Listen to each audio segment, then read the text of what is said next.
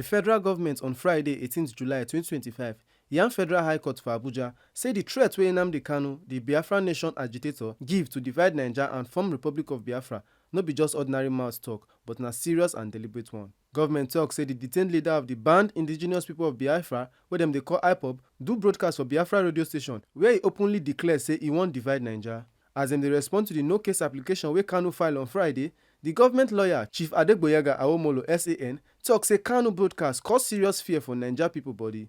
The senior lawyer tell Justice James Omotosho make e no gree say Kanu no get case to answer for the 7-count terrorism charge wey federal government carry come. Awomolo argue say to dey boast say you wan divide Naija na big national security wahala and you no suppose make dem take am lightly as Kanu dey try make am look.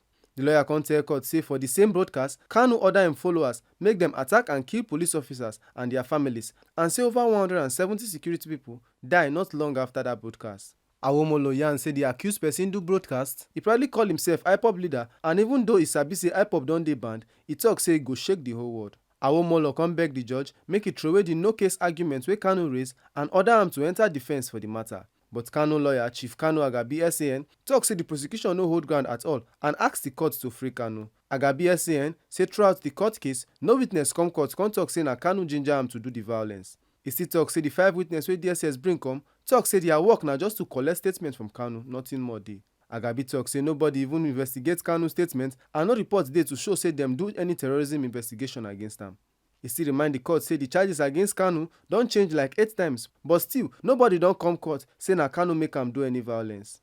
He insist say Kanu just dey tell people make dem defend themselves from killing and say the word go shake talk na just empty bragging, e no mean say na terrorism. Agabi talk say for person to defend himself, e dey allowed by constitution, and even people like General T.Y. Danjuma don talk am before. He still condemn say they don keep Kanu for solitary confinement for almost 10 years, say e dey against international law wey talk say solitary confinement no suppose pass 15 days.